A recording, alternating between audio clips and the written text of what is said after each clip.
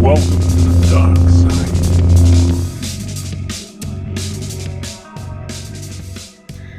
Hello and welcome to the Nighthawk Racing #F01RST Season 3 Round 2. This week we are racing at Barcelona and I'm joined by a special guest and a co-commentator, Deadline. Hiya, how you doing? It's been a while since I've been in the commentator's booth, and it's really nice to be finally commentating this beautiful league here, doing the Nighthawk Racing for Season 3. Yeah, I'm really excited to be co-commentating with you and watching this fantastic race that we will probably have today. And I'm really excited. Same, I couldn't say it a bit myself. I'm excited, after last week we had a good a good season opener and round one and a little bit of weather. But I'm excited for this race. Obviously, not as much weather as we had last week. But before we get into it, just going to give a quick event information before I hand over to Deadline, who will go a little bit more specific about the event format that we are expecting to see tonight. So, this season we have a 10 race championship, and we have the drivers split in between the red and the blue lobbies, with over 30 drivers registered for the season so far. And just to give some basic event format, we have the sprint race first, then we have the qualifying, which will determine the grid for the feature race, and then that leads us perfectly on to the feature race.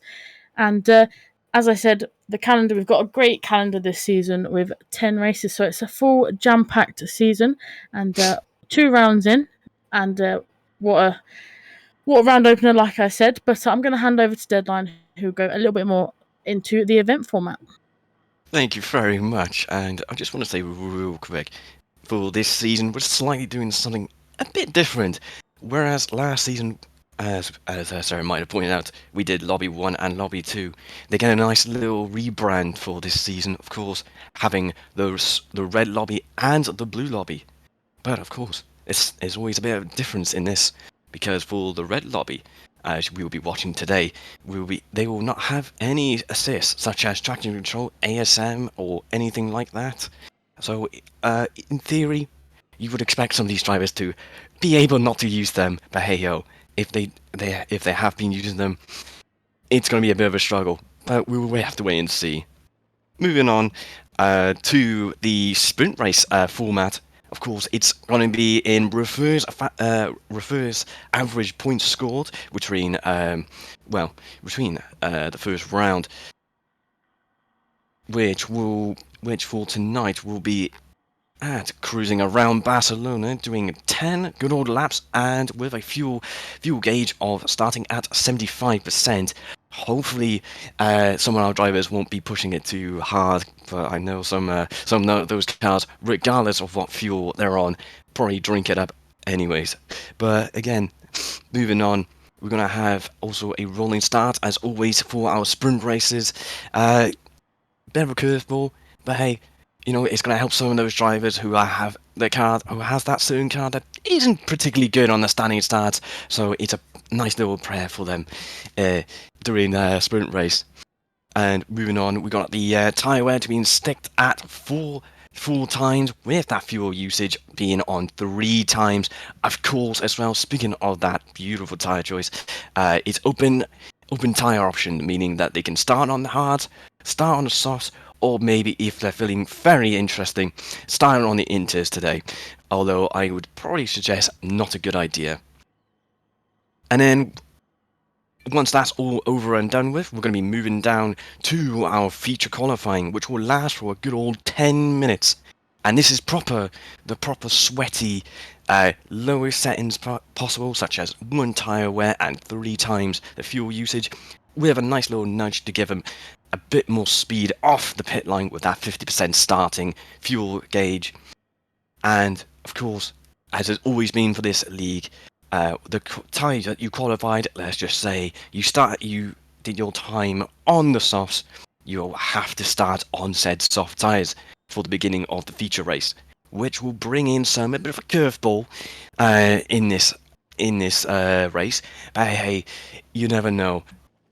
could be some wonders at starting at that start, but obviously with that soft tire, we all know it's gonna collapse after probably 5 laps, but we'll have to wait and see for that. Speaking of which, for that future race around his glorious Barcelona, we're gonna have a 37 lap race. And of course a grid start, so for those guys who are probably in the car that isn't particularly good on the starting grid, they might be struggling at the start, but hopefully we'll not be seeing that today. And of course, since this is Catalonia, PD doesn't know how to put rain around in Spain, so of course our drivers are going to be blessed with a nice beautiful dry track for the entirety of the race, but of course it might be a little bit cloudy, it might get a little bit colder during the race, so their tyres might still be a little bit less grippy than they are expecting let's say at the beginning of the race. So we'll just have to wait and see how they deal with that certain temperature drop or increase. Again, it depends, it's completely random in this case. And yeah, I'm really looking forward to the this race tonight. If you can agree with me, my good friend Sarah. 100%. I'm looking forward to it. Like I say, if anything last week was to go by, I think we're in for a treat tonight. And that leads us perfectly on to a quick little look at the points before we get into the racing action. And as you can see by this slide here, in the sprint race, the points start from 22 for first place, then all the way down to 16th. You get 1 point, and for the fastest lap, the driver that gets the fastest lap in the sprint race also gets an additional 1 point. And in the feature race, coming home in first, you are greeted by 45 points, and then all the way down to 16th again, you get 3 points.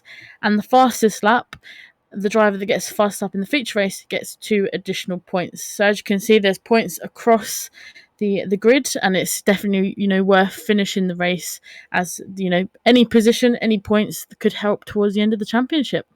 We do have additional and some bonus points for qualifying positions. So if you come home if you qualify in pole, you get 3 points. In second, you get an additional 2 points, and in third, you get 1 point. So obviously, it's incentives for the drivers to really go for it and really set some fast lap times for those bonus points, which we saw in season 2. It definitely helped some drivers get that additional points, a little bit of a buffer zone to secure their positions in the championship. So yeah, I'm excited to see how the drivers get on, and I think we should go and see who we've got on the grid tonight. Right, so starting off tonight and going through the drivers on the grid tonight, we have got Sharon in the Porsche 911, and after having a good round 1 last week at the Red Bull Ring, this has promoted her into the red lobby, and I'm sure she'll be ready to fight and have a few battles with the other drivers. We then have Katie the Kai in that Corvette, and had a little bit of a difficult round 1 last week, but I'm sure he'll be here to rectify those results, and for some potentially either a win or podium position finish across the sprint and the feature. We then have Stephen in that VW Beetle, and he was in the blue lobby last week, and in the sprint race he did come home first, and he got a sprint victory, which has promoted him into the red lobby again. Obviously a bit of a challenge with the no assist, but I'm sure he'll try his best. In the Subaru, we then have Koulios, and again, Koulios had quite a good race last week, another promotion from the blue lobby. So again, I'm sure he'll be ready to have a few battles with the other drivers in the red lobby tonight. We then have LB Racing, or Lewis, in that Mclaren 650S, and I think all drivers across the grid had a really good round 1, but especially Lewis, a different car from last season. He was in the BMW, now he's in the McLaren, so a little bit different, a little bit difficult to handle, especially around a difficult track like this, but I'm sure he'll be doing well tonight. And then the last driver for me before I hand over to Deadline, we then have Coach, and I can't get over Coach's livery. It's one of my personal favourites. Like I said last week, you can definitely see it coming on the track. You definitely know it's Coach, so I'm excited to see how he gets on tonight. in that beautiful Mercedes. And going to hand you over to Deadline, who will go through the rest of the drivers. Thank you very much, Sarah, for passing it over to me, as I'm going to now finish off talking about the rest of the roster that we have for tonight's race around Catalonia. Starting with our good man in P7, sim race dude, also known as If You're Furry OG, Xenos Tech Racing. I wish he brought back that name. But moving on, he's going to be driving the good old Aston Martin Vantage around this track, and I cannot wait because it sounds super nice and super beautiful to listen to, and I hope he does really well.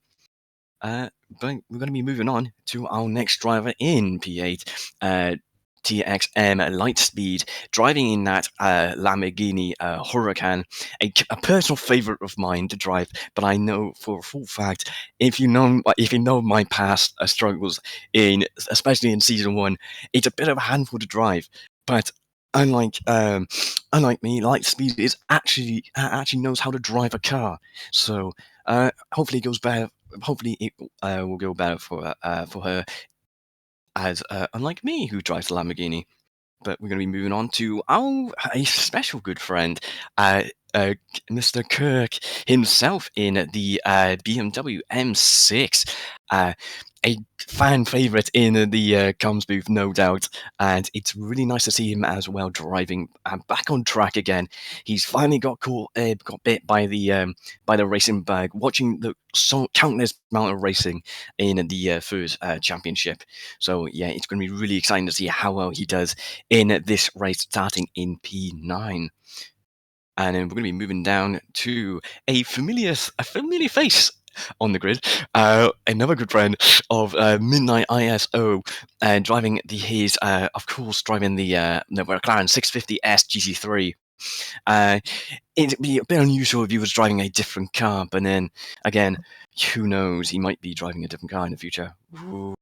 But yeah, it's really nice to see him out on track, and hopefully he does well, starting in P10. And of course, we're jumping into P11 with our good friend Dark Lord, who finished P3 last season. So it's going to be no doubt he's going to be rapid in that M6 GT3 around Catalonia. So of course he's going to be one of the guys to watch in this season. And especially around this race. So we'll have to wait and see how well he does in the sprint. But then, of course, we're going to be moving down. Are we moving down to our good friend? Oh, to my special good friend, none other than Mac Manley, driving the AMG 2020 edition around Catalonia. He's going to be a driver I'm going to be watching quite a lot, because I'm, of course, very biased, as we all know, during commentating. But again, it's really nice to see him driving out on track, and I believe this will be his last time we'll ever see him driving in this league. So hopefully he can produce something spectacular during this race to send him off with a bang. But then he has to be careful, because the fella behind him, Mr. Pedro, starting in P13, of course, also driving the AMG from 2020.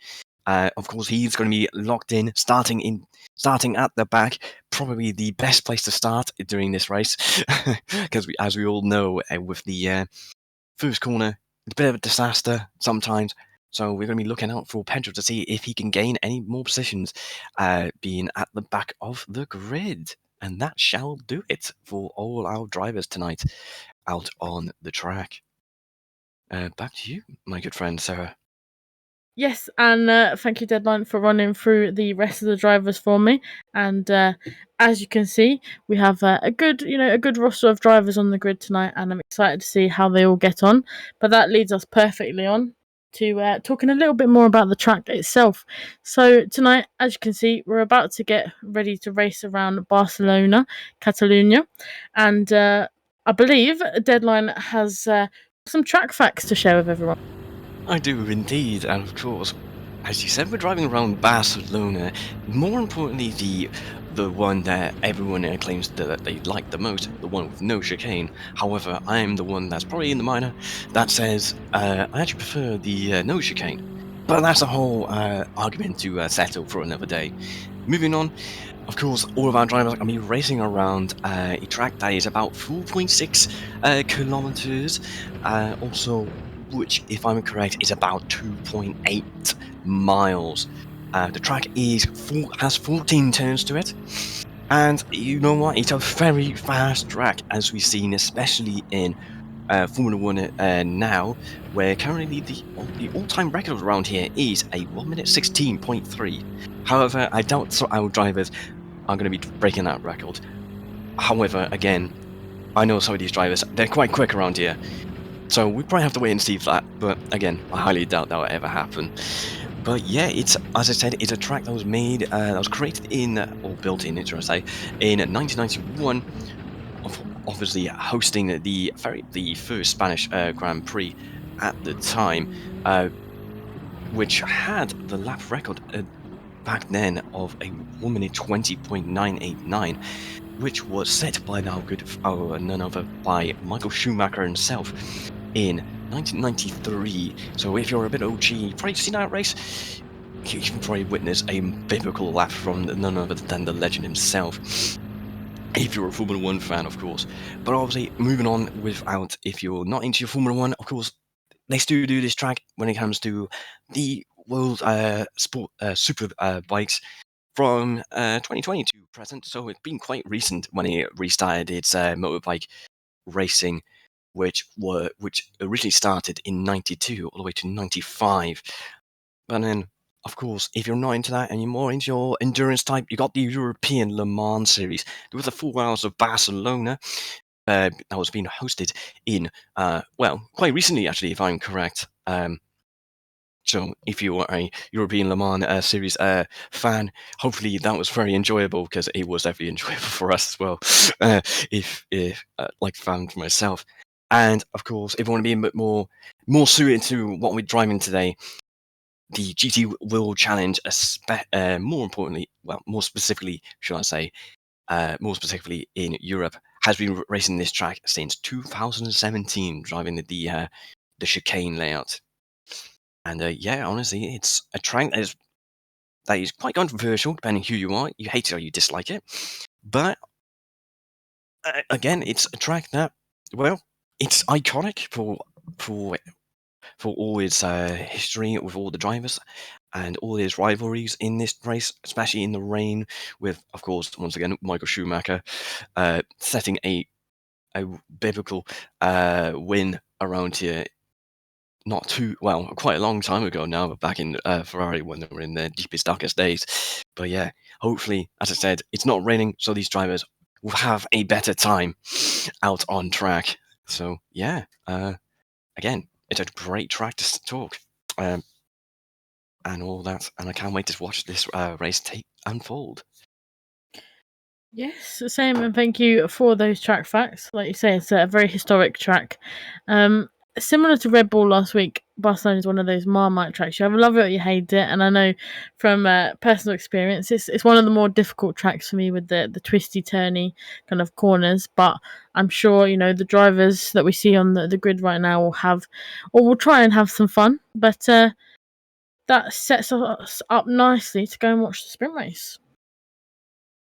Yeah. As we're only moments away from the sprint race taking place, I'm just sitting here wondering who's going to be the man or woman of the hour to take away the ever so important sprint race victory for tonight's beautiful race around Catalonia. And I'm just wondering, Sarah, who do you think's going to take away the victory for tonight? Oh, it's a difficult one. Having a quick glance at the grid, obviously we've got the likes of Katie the Kai starting in P2, and he is one of our season 1 podium drivers in that driver standing. So it's starting that high up is going to benefit the likes of Katie the Kai. Koulios also has some good results. We obviously that high speed ring reverse victory that he had quite a while ago. So he's very capable of winning. But looking a little bit further down on the grid, I think the likes of, maybe potentially Midnight, but I think McManley, he'll be hungry to get up onto the podium, if not try and capture that win from that far back. And obviously he's got to work through the grid first. But how about you? Who do you think will take the sprint race victory? I don't agree. It is a bit of a difficult one, only because there's such a nice, healthy, mixed skill group of drivers for tonight. I know I'm going to be a bit biased. I know when I say McManley, of course, but I know he kind of struggles a lot in sprint racing, in the sprint races even. He always seems to qualify quite well, but then start at the back even. But then he kind of takes too long to get up to the field just in time. My main pointer I'm thinking of looks like it's going to be the Katie the Kai, who's starting in P2 for tonight. Only because he's a really quick driver, and we all know that for a fact. And it's not going to be no doubt that starting in P2 is going to really benefit him tonight. However, of course, there is Sharon in his ways, and we know that Sharon can be quite a interesting person to overtake sometimes, as she's really good at when it comes to the defending against other drivers. So it's really hard to think, but I'm gonna have to play it safe and say Katie the Kai will be taking the race win, the sprint race win for tonight. Right, as we see all our drivers now rolling slowly down into the start-finish line, we're going to see some drivers find out who's going to be in the lead for the first corner. And as we see Sharon in P1, of course, the Kai following very closely, where we have Steve Koulios, Coach Lewis, and Stenos Tech Racing all in your top 7 right now. And it looks like it's going to be all fine and dandy from what I can see. In fact, it looks pretty nice. I think I didn't see any contact, or at least any depth happening into the first corner. As you see, Midnight there tries to send it down the outside of good friend of Dark Lord even, and of course. Now we see McManley there trying to squeeze in past, while we see Lightspeed struggling at the start there, currently in P9. Gets a little bump from there, Kirk, forcing her to go a little bit really wide. In fact, McManley gets a little bump, and that's really not ideal to start for both of them. But I think he's kind of going down. No damage from what I can see from anyone, if I am correct. Looks like I am, which is a bit of a rare occurrence, but we're going to be moving on to see Sharon Fleiss in P1 for the start, the guy in P2, Coach in P3, and Lewis in P4, with Steph doing a good job in P5, and of course, a very interesting looking vantage in P7, as we can see all the drivers now going around into the no chicane section of the track. Of course, I'm in a minority here. Don't particularly like the no chicane, but I think that's just a severe skill issue. Unlike these drivers who are taking it absolutely beautifully currently, and it looks like a very nice start to the race there. If you can agree with me, my good friend Sarah. Yes, I was looking on board with McManley there. Got kind of a good picture for the start of the race, and like you say, everyone got away cleanly. And it seems, that first lap, there was a few kind of corners that they bunched up, and there was a little bit of contact for McManley. But apart from that, everyone got away cleanly, and on to lap number 2. And around this track, I don't know if you agree, it's quite a high tyre wear degradation track. So I think, towards the end of this race, for the drivers that are on those soft tyres, they are going to struggle just that little bit more compared to some of the other tracks. He's in the barrier. I think someone's, if I'm correct, that is Stenos Tech Racing in the barrier. Has a bit of a moment there. I'm not too sure what happened to him, but it looks like his Dark Lord and Simrace dude having a bit of a moment. I can see Dark Lord, I believe, slowing down a bit to let him catch up. But that is really not ideal for the sprint race. And there's another one. That's Sharon. Sharon is off the track. The leader of the race is now in P11. Not the place you want to be in. That is really not ideal for Sharon. And Kai's gone off to 12. What is going on with the top one? There's a bit of a curse going on. As you see, Coach now in P1, Lewis in P2, Kulos in P3. The Kai has kind of recovered slightly in P4 with Midnight now in P5. Mclaren, as I said, quite interesting saying he's not very particularly good in the sprint races. He's now in P6 on the second lap. Okay, I guess that was a far more interesting beginning to the race. I would want to think. Yeah, I think the first lap, obviously, everyone got away cleanly. The second lap, like you say, maybe someone spilt a bit of oil on certain corners because a few of the drivers, they just looked like they were having a little bit of a tough time, obviously. The first lap is always the most difficult one, and then the second lap is when you're starting to calm down, the nerves are starting to go, but sometimes it just takes that little error just to make the car go off. But yeah, I like you say, Mclaren making his way through the pack. Yeah, I mean, I'm gonna kind of bring it back to what you said about that whole first lap, second lap fiasco. I think in this case it's probably more the opposite way round. Looks like the nerves got back in on the second lap, and of course I wouldn't be too surprised. It is the second round. These drivers really want to get some delicious early points, especially if they're in a good position, which it kind of bit them a bit, unfortunately. But yeah, it looks like as you said, Mclaren and Mclaren in P6. He's so far doing a quite good job there in that position. Whereas, of course, obviously some drivers now in Coach is now P1, Lewis in P2, with Kai climbing back up to P3. I didn't notice that he actually climbed back into the podium. Probably a spot I would expect him to be back at some point, but he does have a 0.5 second penalty, which is going to give Kulios some lovely free air to catch up to potentially LBR Lewis in the 650S. Whereas we see a nice little battle happening with Mclaren kind of sending it down the inside of Midnight there and gets the job done. Great move there from Mclaren, but can Midnight have any answer to that? Looks like no. Pretty cool. Caught him a little bit off guard, but now we see Kulios in P4. Stu trying to chase down the Kai, who has that 0.5 second penalty, but he's trying to send down an LBR Lewis, and of course Kulios is looking like to try and say no, thank you. I'm gonna try and do a better job than you. Oh, the Kai. Probably thought he had a spot there. It looks like he got away with it, but that could have ended quite interestingly, to say the least. Of course, the coach is probably thinking to himself, a bit of a collision between LB. I don't know how LB saved that. Just manages to keep it out on track, but that does let Midnight back through into P5, and Kulios does lose a spot there, unfortunately. Yeah, but I'm a little bit spooked by that now, but yeah.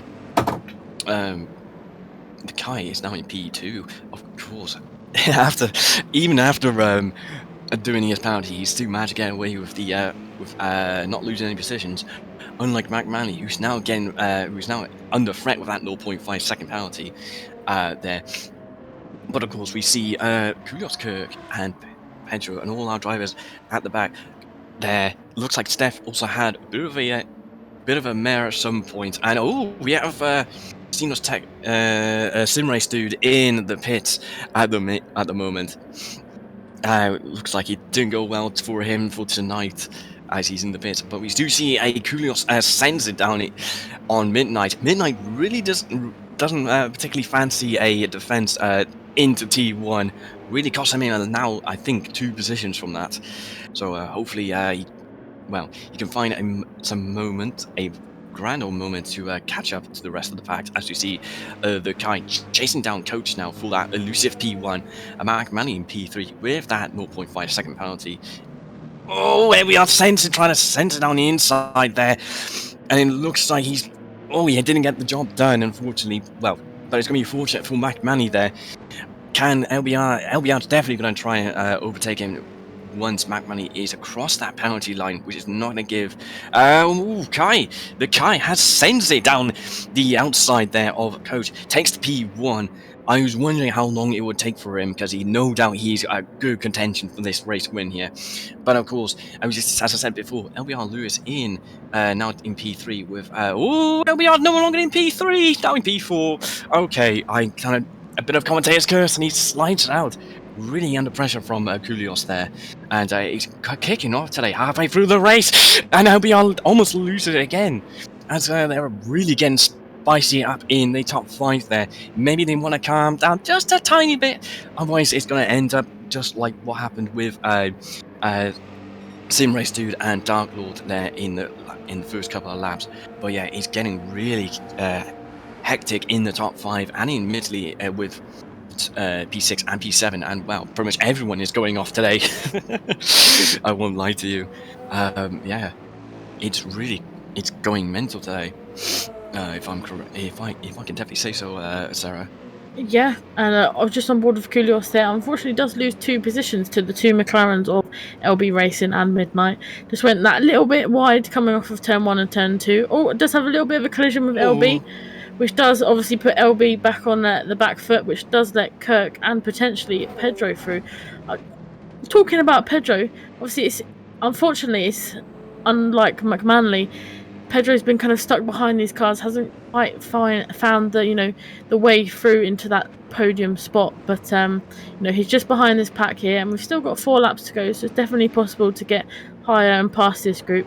But I don't know about you, but the drivers on the soft tyres, this track being a high degradation track, it's going to be difficult towards the end of the sprint race on that tyre wear. Yeah, well, admittedly, I didn't check the drivers on, and contact! Kirk sends into Midnight into that dangerous corner, as we all know, a very infamous corner to send it, and well, I think it's just giving damage to Midnight and Kirk respectively. Although Pedro's getting a little bit tipsy-turvy there as well, touching the gravel there. Not ideal. However, I think if I'm correct, he did gain 2 positions because of that incident between Kirk and Midnight there. So about the him struggling to gain these positions, it's looking like he's coming back towards him now in his later start. But yeah, coming back to what you said, as I said, admittedly I didn't check the who's on what for tyre wise, but it's looking like actually the softs are doing a pretty good job here. Of course, they might be struggling in like probably in the literal 10th lap here, but of course it's going to might not be as much of a struggle for these guys out there on track. However, I am looking at these guys on softs, and they are getting quite dangerously low on the tyre wear. So we have to wait and see. He runs himself wide and gets in the gravel. Unfortunately, it's going to cost him quite a few time, and that does let Late Speed get onto the back of Kirk. And a little bit of a mistake from Kirk there. Like Late Speed goes into that inside line. Or a little tap there, which sends Kirk wide, but that does let Late Speed through. But I think Kirk here will be trying his best to try and calm down and recenter the nerves. Although that BMW is very drifty, so it's going to be a difficult couple of laps for Kirk towards the end of the race. Well, we definitely know the car is quite drifty in the rain, with some certain person in the last couple of seasons. But yeah. Yeah, I mean the BMW is quite a nice car, but of course it will bite you unexpectedly. However, even if it does bite you, you can regain that control of the car. So it shouldn't be too hard to drive. But I can definitely know that if you're not used to the car, it could ruin your day. Speaking of ruin your day, it looks like Coach is about to send it on the outside.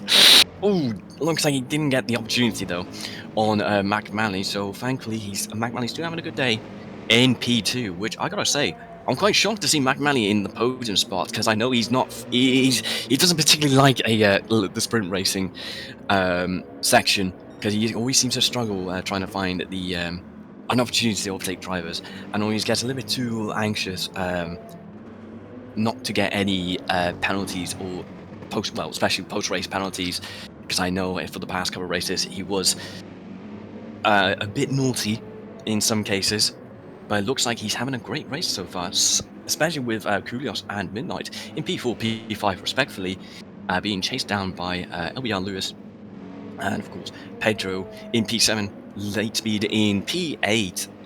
And then we've got a Kirk who's been having a real bit of an interesting race to say the least. But he is too chasing down late speed there, so it's still an opportunity to take away that P8. But we have to wait and see as we slowly count down the laps of the sprint race. Very interesting sprint race to say the least. But yeah, I believe I also saw in P10 that was who started on pole position for this race. As you can see, had a bit of a mare. Went from P1 to now P10. Not ideal, to say the least, but it's not probably again. It's not their fault for just having a bit of a mare for a race. And again, it's only a sprint race. Give or take, it's not going to end your career.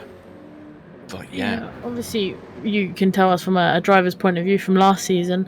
A lot of drivers said that they use the sprint race kind of as their practice session. If they haven't been able to practice kind of leading up to the race, they've used the sprint race to kind of learn the track, get up to speed quite quickly, and then use all the information in the feature race. I don't know if that was ever what you did, but obviously the sprint race is when we see a lot of drivers going for it, testing the limits a little bit, obviously on track limits, the moves that they can do. But then you'll probably notice in the feature race that they'll feel like they've got up to speed a little bit because of the sprint race being such high speed action. Especially high speed action, especially for this round, to say the least, with this very interesting sprint race for around Catalonia. And I've just noticed the soft tire runners are going to be struggling, especially on that front left there. As you see, Pedro trying to send it down the outside of Lewis in that case. Oh, in fact, he's going to try, but he doesn't succeed. However, there is still a good opportunity for Pedro to overtake Lewis. But as we move on to see Koulias then trying to drive his heart out to gain that elusive podium spot. But I do see a Midnight kind of slowly getting closer. He looks like he's going to send it into the first corner, and hopefully he doesn't do a Kirk and mess up Coach. Hopefully not, because that would not be ideal. But it looks like it gets the job done.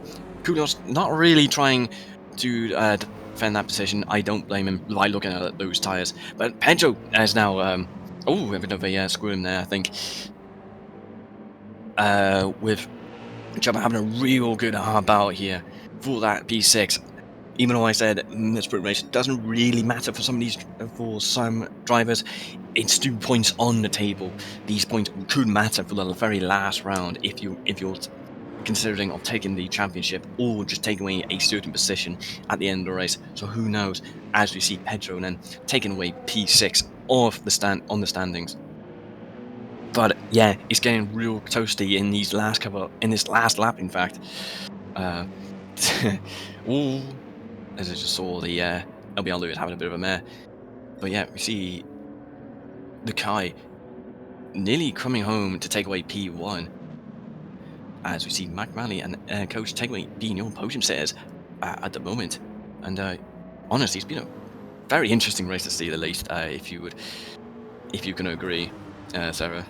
Oh, 100%. It's been 10 laps, that's kept us on our toes and definitely, kept us entertained. Although it's only been 10 laps, I feel like we've been, racing for much longer, the action that these drivers have provided. But, Katie the car coming home in first. What have you spotted there behind? Yeah. I do apologize. I just saw Dark Lord overtaking Sharon there for the, if I'm correct, P9 at the end. Unless I see something else differently, maybe Dark Lord might get a penalty for that. Unless that was just a bit of latency there from my end. I see Sharon Fly taking indicating to the left. However, luckily Dark Lord didn't get a penalty, and he's take away P9, and we see Lightspeed having a haven't taken the rally course of the rally layout. However, just in good favour.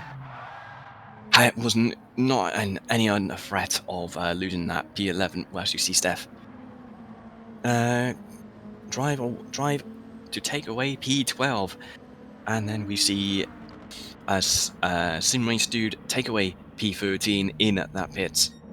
I'm not too sure if you get any points for that. However, I can't remember exactly.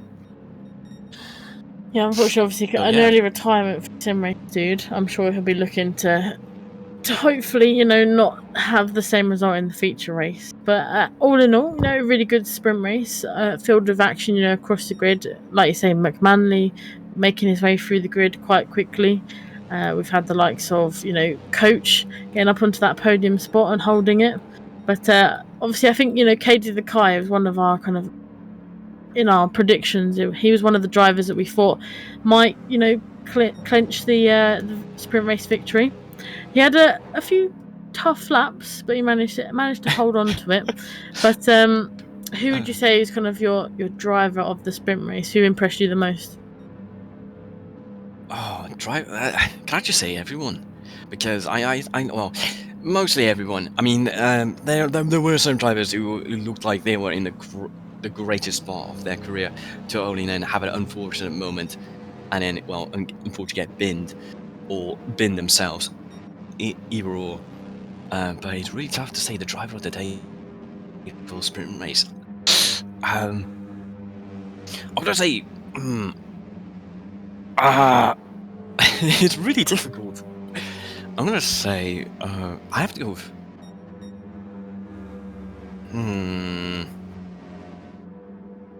I'm stuck between Coach or Midnight or McManley. Honestly, as they both, most of them all climbed up to the tops, ducking and weaving out of trouble there. Especially for McManley, who isn't particularly good when it staying into trouble, for sure. So it's a nice to see that he's on the podium spot for once in the sprint race. But yeah, that's if I can split it between those drivers, I'm really stuck. Yeah, no, it's a tough choice between quite a few of the drivers in that sprint race. Obviously, I think the feature race would be slightly different for a few of the drivers. Obviously, a longer race, which means, you know, strategies are involved, and it could be, you know, make or break strategy wise. But I don't know about you, but those softs towards the end, they really did kind of off of a cliff. We noticed, you know, halfway into the race, we thought, yeah, you know, the soft runners, they've still got a chance. But those last couple of laps, I was on board with LB Racing. One of his tyres was completely red, obviously, which doesn't help when you're trying to clench, you know, the final positions. So I'm intrigued to see if we're going to see that in the feature races, the drivers kind of elongating their strategies to, you know, make their original strategies work. But it's gonna be tough on tyres, not necessarily fuel, but tyre wear. I think in the feature race is what's gonna be the driver's, you know, worst nightmare. And also that there's a big kind of discrepancy with wheel and controller drivers, especially at Barcelona with the twisty turny kind of track layout. We're gonna see, you know, the wheel drivers have that slight advantage compared to some of the controller drivers on the tyre wear. So again, yeah, I'm intrigued to see how all the drivers get on across the grid in the feature race. Yeah, absolutely. I mean, looking from the sprint race, as you said about the tires, well, the tires, to be honest, they looked quite good for the soft runners. Could have gone better for some of them on the soft runner guys. But I think they got away with it, honestly. Even if they were struggling on like the last couple of laps, it's as long as you get enough distance out of those soft tires, you generally will be fine. However, I will say it to counter that, that was definitely not the case for this race. Everyone, regardless of what tires you were on, everyone looked like they had a very interesting race, to say the least. Almost like at Canada NF Formula One couple weeks ago, where everyone was just had something happen to them, whether it was a good thing or a bad thing. Yeah, but I think that leads us perfectly on to going to see where all the drivers qualified for the feature race, and then get into the feature race itself. Absolutely, cannot wait to see the very good qualifying and the feature race tonight at this beautiful track.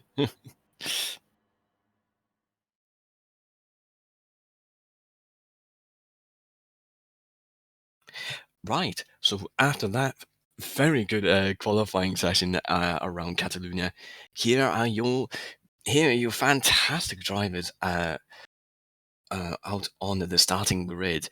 And just for a quick reminder, for those who might have not watched the intro, of course, with this league, we got mandatory qualifying tyres. So, for example, if you qualified on the softs, you have to start on the softs. So it's going to really throw a curveball for those folks who want to start on the mediums but might not have a good qualifying. But don't be fooled. Those drivers might know something that you don't. So, moving on, we got the Dark Lord in P1 starting on the racing softs.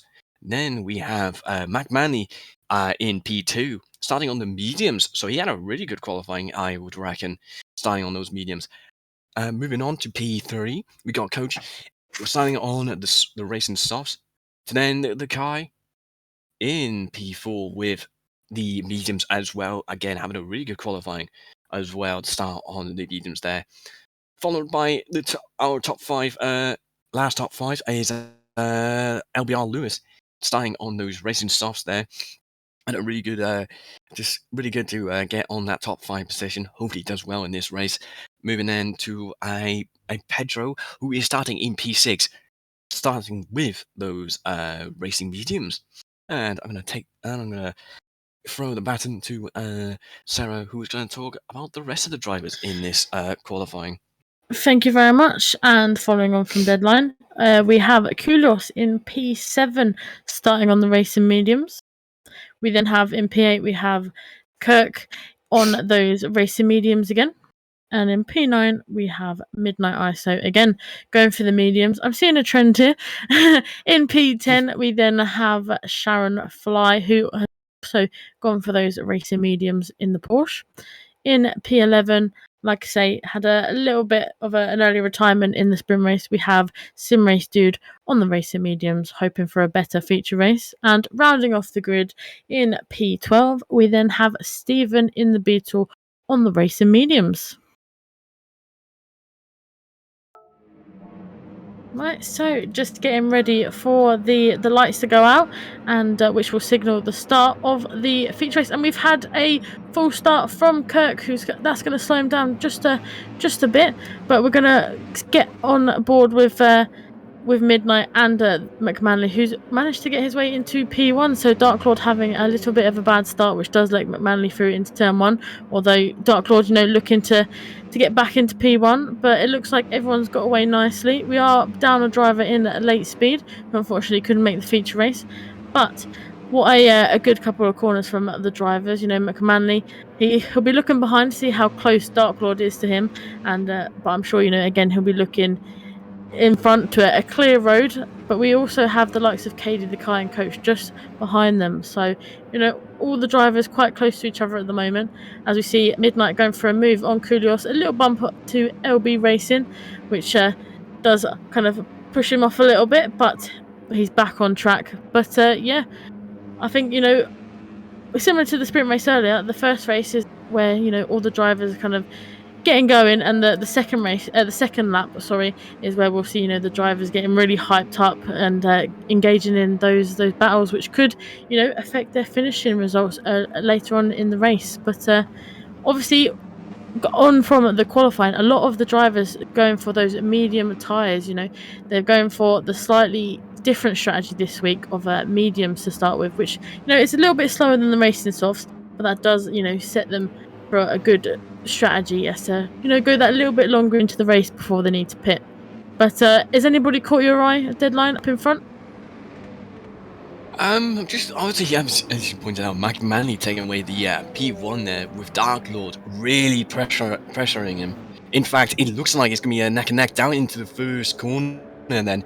But of course, Dark Lord has that 0.5 second penalty, so he wants to keep it nice and cool for the remainder of this half a lap here, so he doesn't have any more incidents because he's gonna lose a lot of time into the into the straight here. But I think I just saw Kai looking like he's gonna have a go of the Dark Lord, and he does. In fact, looks like he's gonna have a pressure Dark Lord there. Looking very feisty at the top. I won't lie. At the beginning of this race, and it's definitely going a little bit better than the second lap of the sprint race. Nobody has died yet. From what I can see, however, I did think I just saw a little bit of gravel pickup there from the Kai. But yeah, so far, so good for some of these drivers here out in the top 5 at least, barring those drivers with a 0.5 second penalty. But Yeah, obviously track limit's not really, as bad here as Red Bull Ring, but still it's very easy to pick up those 0.5 penalties. Yeah, absolutely. I mean, it could be worse. You could be driving on the Le Mans Circuit de la Sarthe right now. As we all know, the absolute devastation of the penalty lines there. But thankfully, we're in a completely different country, so it's all good for now. But yeah, I just on board with LB Racing. He's got Pedro and Coach, the two Mercedes, just in front of him. But I got to say, I'm impressed with LB Racing so far. The McLaren jumping from the BMW to the McLaren, it's a bit of a jump, and it can be quite difficult to adjust. But in these first couple of events that he's been racing, doing quite well. As we see Pedro lunging into the inside of Coach, managed to get that move done, but does slow Coach down a little bit, which does bring him onto the front bumper of LB Racing. So LB Racing getting a face full of Coach's the rear of the Mercedes. But Well, yeah, that was an interesting phrase. Fair enough. yeah, I was trying my best to keep it PG, but it does look like moving on politely. moving on politely. But yeah, it looks like Coach again getting a little bit of a dive from LB Racing and managed to get the move done. So Coach, within a lap does lose a couple of positions, but he'll be settling into the race, I'm sure. But he does have Midnight right behind, who again I think will be looking for a move pretty quickly. We all know that Midnight is let's just say he likes to pick some unique strategies. That's the best way to describe it. I wouldn't keep my eyes off of Midnight's strategy, because it will be unique, it will be different, and which usually does see him finish quite high up. So I'll be definitely keeping an eye on Midnight's strategy today. Yeah, absolutely. Midnight with the very unique strategies. Unlike Carlos Sainz, when he told Ferrari during the 22 the British Grand Prix to stop inventing, Midnight ISO is now saying keep inventing. As we see, in fact, I think if I'm correct, I can see a bit of a Kirk with a very nasty 1.5 second penalty there. Must have accidentally shot a FIA Stewart there for crossing the line. Rather, it wasn't really that bad, but I guess the game had decided it was bad enough for a 1.5 second penalty. Not going to be great for him in this race, but thankfully we do have 37 laps of this race, so anything can happen. But yeah. Looking at the top here with Mclaren and Dark Lord, Stu having a little battle here. I thought the 0.5 second penalty was going to cost him a bit there, but it looks like he's recovered again from that 0.5 second penalty, and in fact has the fastest lap of 140.648. So he's not doing too bad there. So he Kyrgios there in P8, and let's say in the middle here of the pact, not having a nice little calm race. But yeah, the Kai in the P3 at the moment, having a nice little drive on those mediums, looking like he's probably not pushing as much, because he knows he's probably playing the long game here. Maybe want to do like a cheeky one stop maybe, if I'm correct, that could be possible around here. Hopefully it is. But we have to wait and see. Let's see, Kirk now taking his penalty in P9, being somewhat followed by Sharon and Sim Race Dude in the background there, with Steph as well. Also trying his best to climb back up into the field here. We've got So to move hopefully for the lead. Oh, we do have a move for a lead. Oh, can the Daglord? Daglord's really trying his best there, but looks like McManley said no, thank you. I want to keep that V1 all to myself. So really unfortunate move there for Daglord, but hopefully he can come back and show him who's the real boss of Catalonia in the future, or in the next lap. Who knows? But yeah, it's looking very spicy for the first 5 laps. Or at least the first 4 laps, should I say. Yeah, it's been a quite interesting start so far. I think, you know, some of the drivers getting used to the settings, you know, are slightly, you know, challenging at times, especially around a track like this where it's, you know, it's very easy to kind of lose the car or kind of lose the feeling of the car underneath you. But, you know, some drivers rise into the challenge and, you know, I think the Dark Lord and McManley are just shown here. You know, if you get close to each other, the slipstream, especially around a track like this, it really does help. And I'm sure, you know, this will be a battle that we'll be seeing all race long. But I think everyone, you know, getting away nicely. The grid has seemed to kind of spaced out a little bit here, so everyone kind of settling into the race, and obviously they'll, in their minds, the strategy will be playing a part. They don't want to burn too much fuel or too much tyres, which will mean that it'll have to come in sooner than expected. But yeah, unfortunately, I think I just saw that Kirk picked up another penalty. I'm not quite sure. I think he did. Unfortunately, you know, those mistakes, they don't cost too much, you know, when you're burning them, but it will cost, you know, in the finishing order. A few penalties here and there will drop you back just that little bit. So it's just those sort of errors that you kind of need to iron out a little bit, but it's very easily done. But going back up to the lead. I do apologise. I just saw Dark Lord there going a little bit wide into T3, if I'm correct.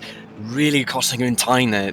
Just looking at his tyres, in fact, he's really burnt through most of his tyres, and now that means the Kai has given himself an opportunity to see himself take away P2 there, and it's going to really get Dark Lord a bit annoyed about himself, thinking he just kind of cost himself a position there. It's really not going to help him out in the later stages, and he has to probably calm down a bit on those tyres, because it's only been lap 6 and those tyres are nearly gone.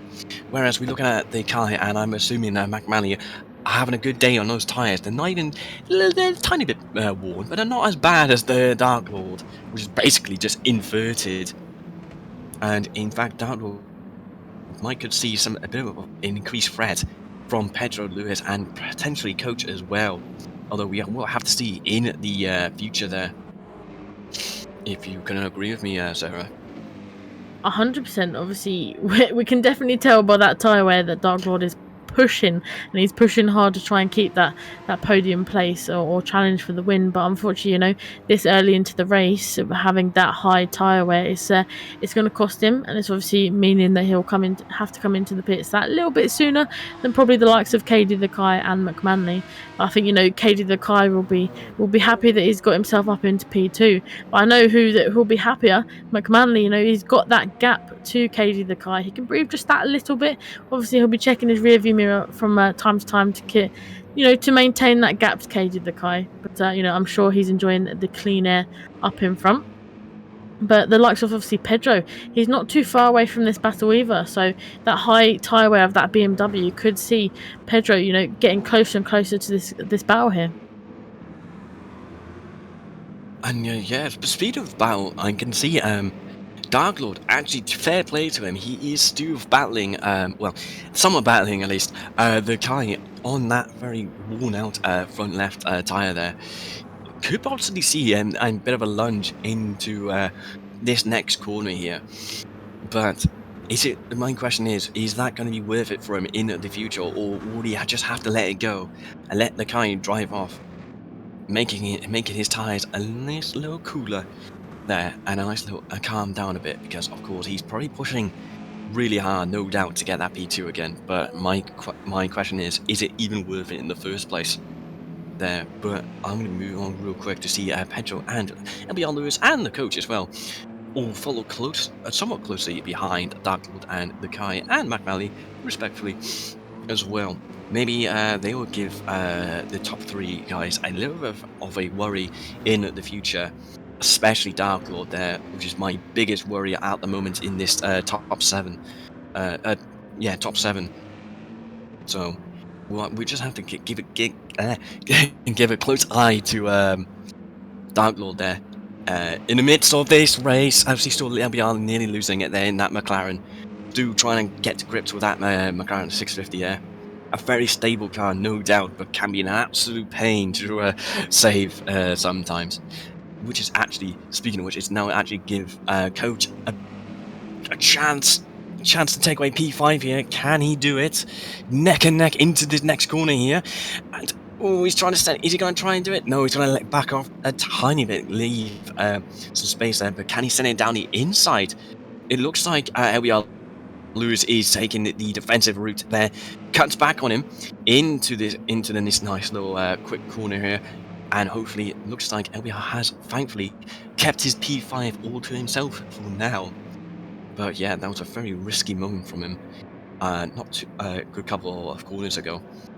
And it's definitely showcasing that he still needs to get used to the car for now. Yeah, he seemed to have got himself in a little bit of a Mercedes sandwich here at the moment, LB Racing. You know, he's got the Mercedes of Pedro in front. He's also got the Mercedes of Coach behind. So, you know, in both mirrors, he'll just be seeing that he's got a Mercedes. Although he's coming in, our first pit out of the race. Yeah. LB Racing coming into the pits. Wow. I'm quite shocked. I was expecting Dark Lord to be pitting first than LBR, but again, they're both. Oh my! Now looking at that tire, yeah, I wouldn't be surprised if he pits on lap 10 at least. But yeah, obviously they are both struggling on those softs there. Maybe if drivers out there have a bit of a cheeky watch there. If they're watching LBR Lewis's stream, if I'm correct, he is streaming this race. Then they probably go, I might need to be careful picking the softs in the future if they are going to, and not going to for the hards. But again, we'll have to wait and see for that. And yeah. It looks like, I do apologise. It looks like now LBR is now leaving the pit, coming out in P12. Coming out on those mediums, no surprises there. Let's see, maybe now he's going to stick these on for the longest as possible. Maybe this is a strategy we weren't expecting. Yeah, obviously he's picking up a full tank of fuel as well, so he's trying to extend, you know, his next pit stop. But going back to earlier, like you say, alluding to the, you know, drivers seeing or, you know, feeling a little bit different to what us viewers can see. Obviously, the mediums are technically probably the better tyres to be on today. Obviously, the softs, they do burn through quite quickly, as you can see on the Dark Lord and LB Racing. And the medium runners, you know, they've still got a long stint in front of them. They don't have to come into the pits just yet. And I'm assuming they're feeling pretty comfortable on those medium set of tyres. So, although usually we see the drivers starting on the soft tyres, especially like last week at the Red Bull Ring, a lot of drivers opted for the soft tyres to qualify on and then to start on. But this week, obviously, completely different kind of a track, and the corners has meant that the drivers have gone for the medium tyres. So, like you said earlier, the drivers, you know, during the sprint, during the qualifying, saw something different to what we saw. Yeah, I mean, looking the standings now of those tyres especially, I still can't believe Dark Lord is staying out on those tyres. I think it's a bit mad, to say the least. But then again, there's a reason why he's the Dark Lord. He, of course, maybe using that SIF power to keep those tyres up to in a nice little check there for himself. Someone yeah, that's looking. really benefited. Sorry to interrupt you. Someone that's really benefited is Coach the past lap. Pedro had to burn a penalty, which did lead Coach through and passed on Pedro. And the Dark Lord has got himself a penalty as well. So I think someone who can really benefit here would be Coach. Obviously, the Dark Lord's slowing down to take that penalty now. We could potentially see Coach, with that speed, go for the Coach is going inside. to take it. Oh, he's going to send it. He has the better tyres, somewhat at least, and he does. Takes away P3 there. I can't say much there. A perfect overtake there to obviously take advantage of his 0.5 second penalty there. Dark Lord almost just sitting there like a duck. Couldn't do nothing much, and now there you go. As I was expecting, he is coming into the pits. If I'm correct, he is indeed on lap 11 or 10, depending who you are. Yeah, obviously, Coach, on the podium on lap 11. I'm sure he'll be ecstatic about that. I think the coach has obviously picked a different car of the Mercedes this time. He was in the Supra last season, so again a different car to kind of adapt to it. But I think he's adapting to it really well. We saw him last week have a good result, and this week he could be on for an even better result. Yeah, absolutely. I mean, it's always nice to see Coach on the podium because it's always fantastic to drive against him, and it's especially amazing how he can always go into like a different car and be competitive immediately. Like in first season, if I was correct, he was in the Genesis, the brand Genesis, not the car Genesis, just for FYI, just for Kulios there, have a little bit of a squirm. But thankfully he's back to business. Moving on, Coach, as I said, was in the Genesis concept GR3 for season 1, in the Supra in season 2, if I'm correct, and now he's in once again a completely different car, the Mercedes AMG GT3 2020 model, and it, as I said, always nice. He's a very nice driver to drive against, and always a driver I always get caught off guard by, because I always forget how quick he is. Because he's normally not well. When I was racing, he was normally not really. He was not normally in the in every race. So yeah, again, as I said, it's really nice to see him back on track, and of course, sitting on that podium right now. Yeah, and I think that just goes to show, the drivers that can adapt to those different cars. You really see them excel in these sort of races. They have a few races where they're kind of adapting to the new car, but as soon as they've adapted, there's no stopping them. And I don't know if you agree, but there's no stopping Coach at the moment by the looks of it. Obviously, it's still a long race to go, but he's got himself in a good position there. Obviously, got quite a big gap from KD the Guide to Coach, but then Coach back to Pedro. There's quite a comfortable gap there where Coach can just breathe that little bit more. Yeah, he can definitely breathe somewhat more. But I would think maybe he might need to be pitting at some point on those dead softs there. However, I will say as well, to counter myself here, Pedro's tyres aren't looking too good as well. So really speaking, Coach has been doing quite well on those tyres as well, to keep them, well, to make himself look like a little bit competitive in compared to Pedro. However, looking now to see Midnight on those far superior tires compared to the compared to fourth and third respectively, no doubt I could see Midnight giving Pedro a bit of a worry in these next couple of laps, assuming they don't pit anytime soon.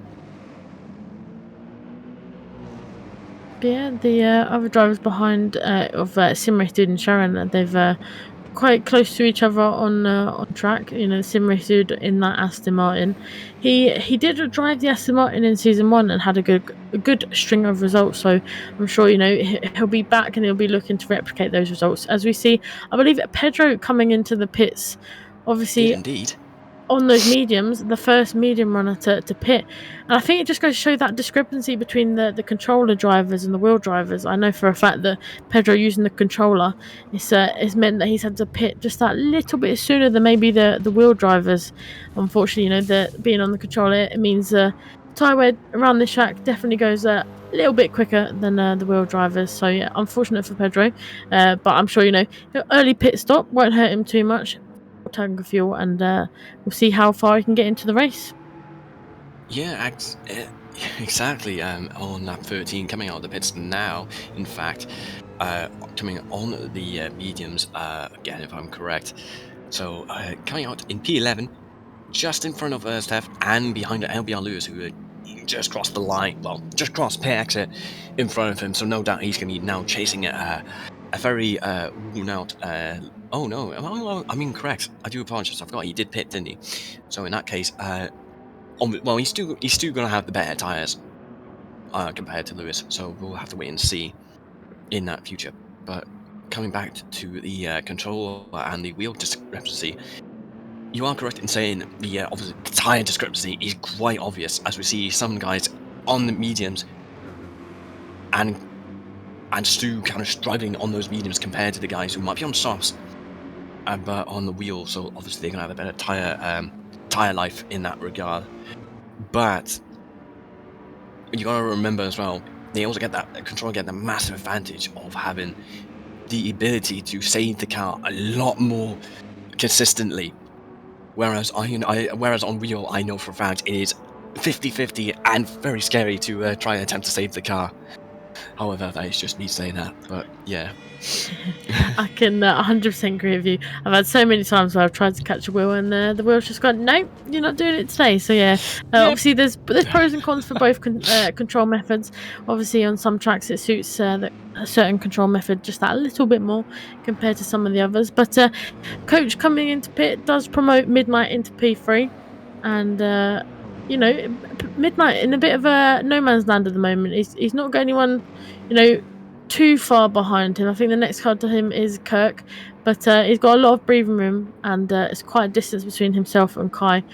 Obviously, with Midnight and those mediums, it'll be a little bit of a tall ask to go and catch Katie the Kai, but I'm sure Midnight will be settling into the race now, and like I say, I'm sure his unique strategies will come to play shortly. Yeah, and as I said, it's going to be really, really fascinating to see what Midnight can pull out of the bag for tonight's race. Curry sitting in P3, and I just realised Kirk and Kudos and Sharon in P4, 5, and 6, respectively, as well. So it's always nice to see some. I said this before in sprint race. It's always nice to see some drivers you wouldn't expect in the top lobby.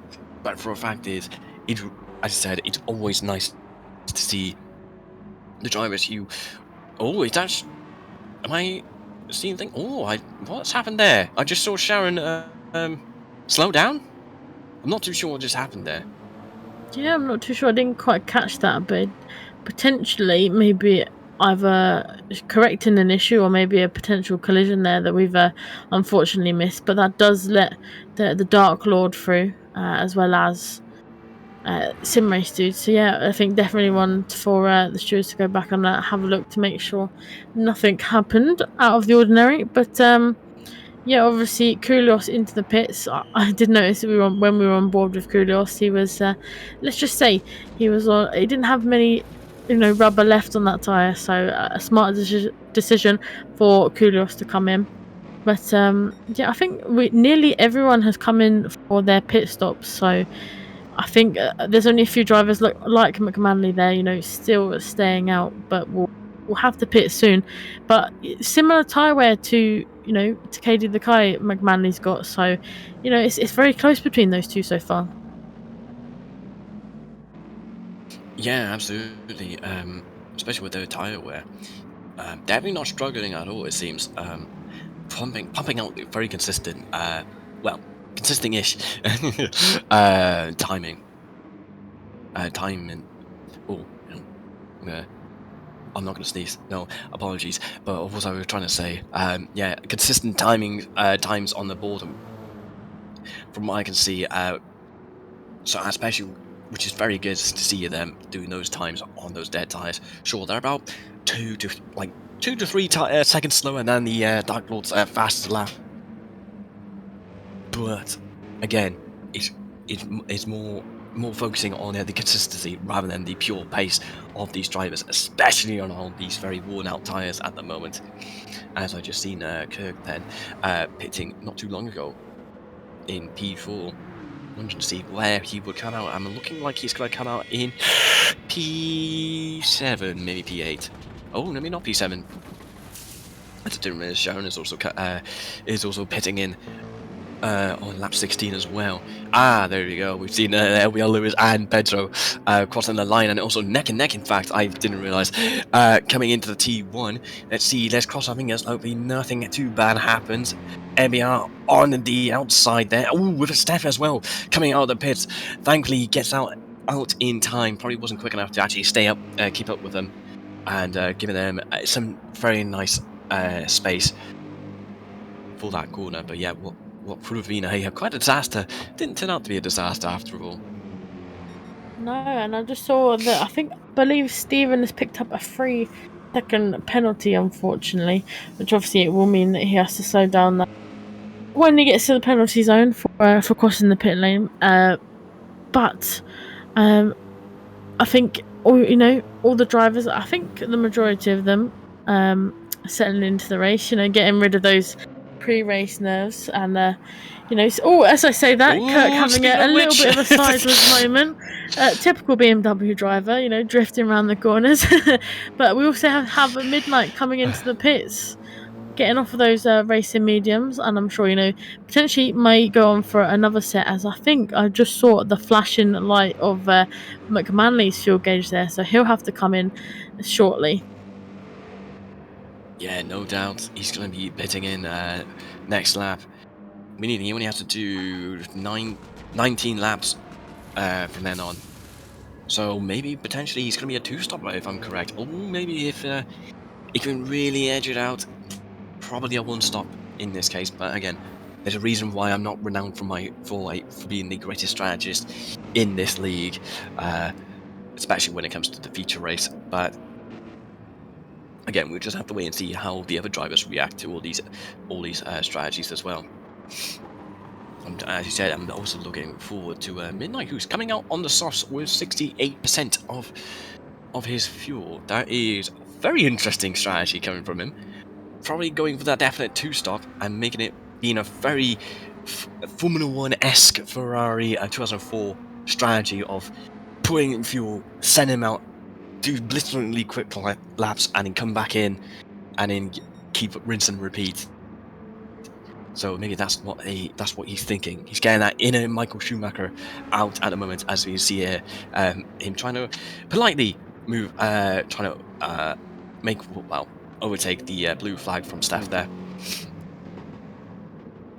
As we see, I think Coach might have gained a couple of seconds from that a little interesting incident there.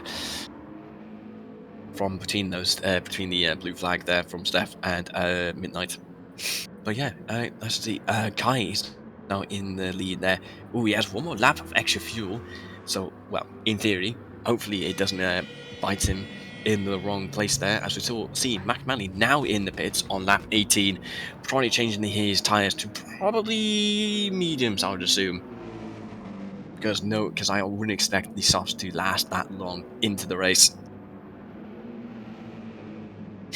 Yeah, it's gonna be tough, if McManley goes onto those soft tyres to keep up with the pace of Katie the Kai. Although I'm sure we all know how fast McManley is, but I think a lot of the drivers deciding to go on to another set of mediums.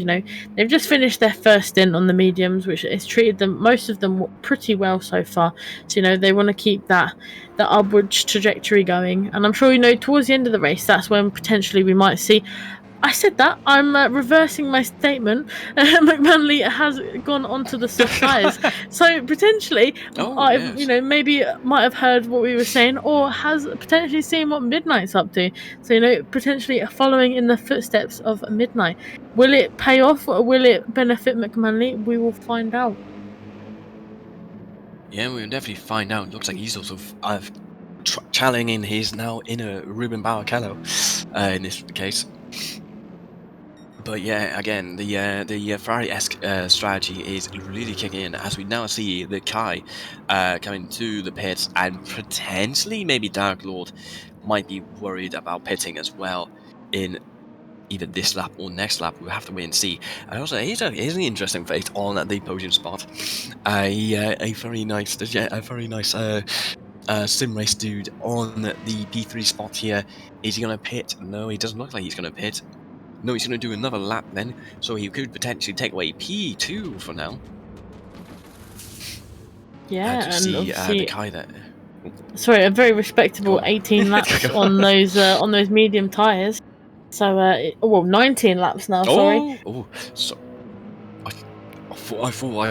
sorry, I do apologize. I thought I was going to witness a Pedro steering off into the barrier there in the background. That would have been very embarrassing for him, but thankfully it didn't happen. So we can all, well, I can especially breathe for now.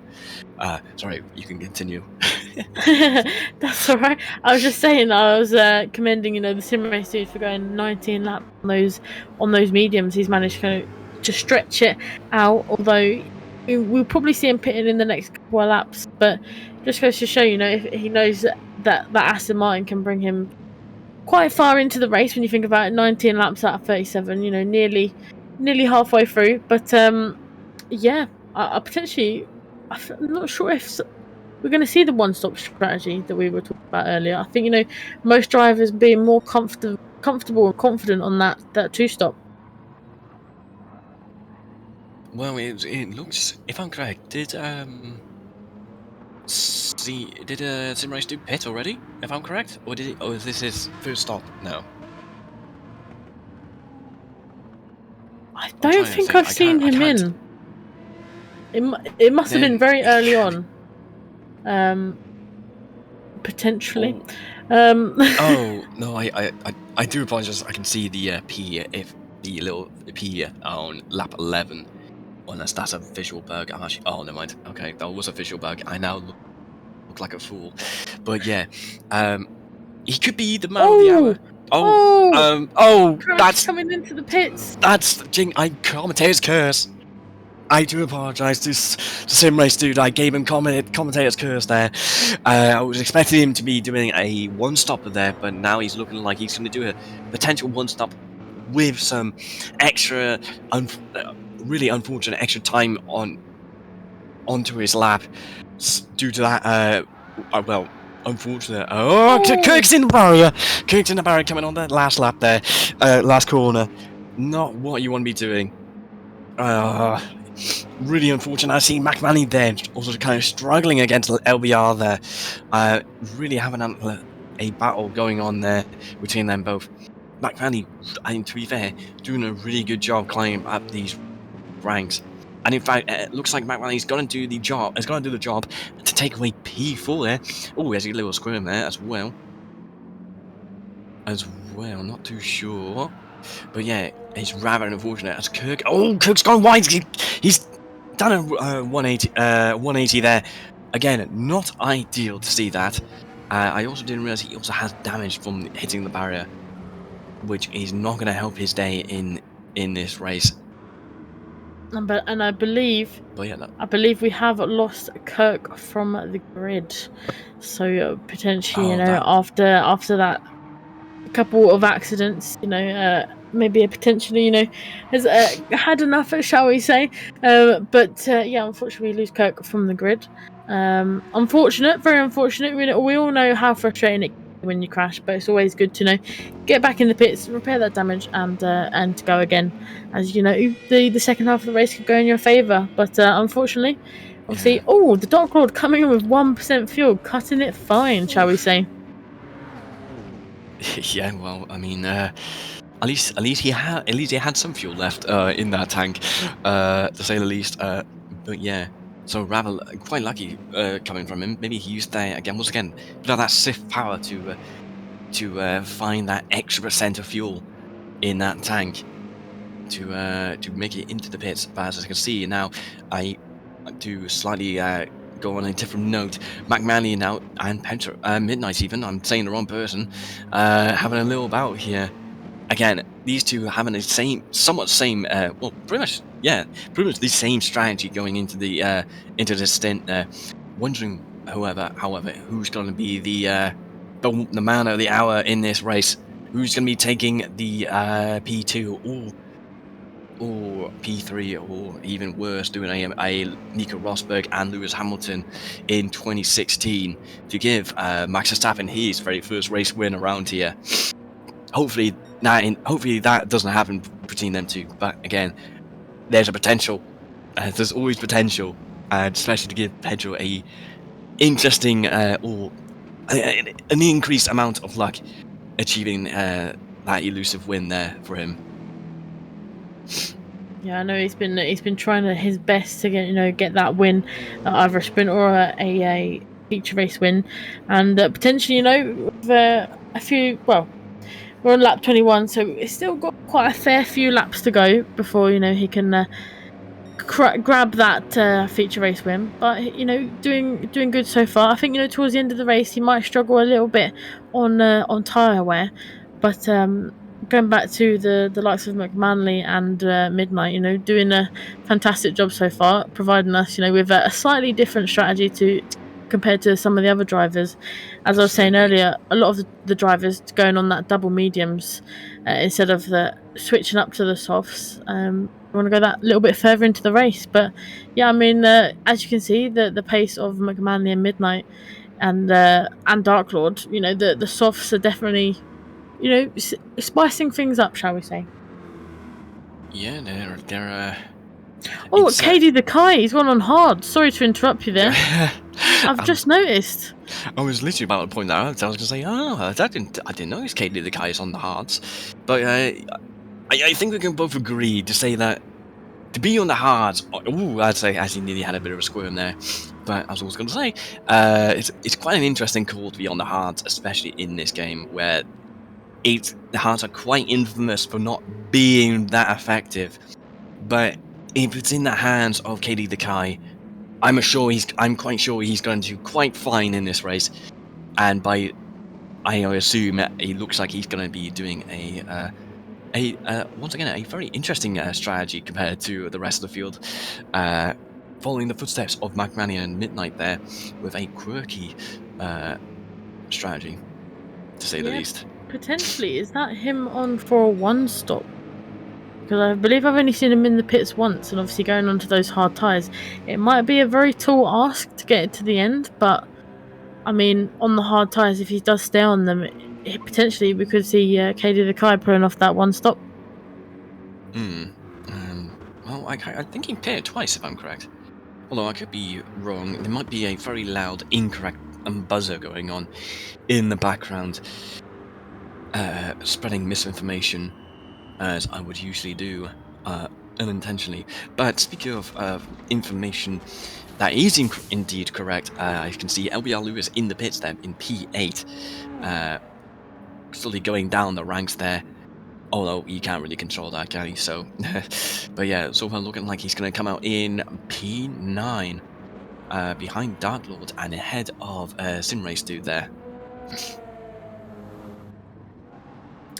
But yes, it looks like the Mercedes of McManley is getting closer and closer to Pedro in front. So I think it's going to be a matter of time before the softs of McManley is going to, try and go for a move for the lead on Pedro. Obviously, Pedro struggling a little bit on those worn mediums now, but obviously he'll be looking behind to see McManley and Midnight trying to make their way through. So I think it'll only be a few corners before McManley makes his move.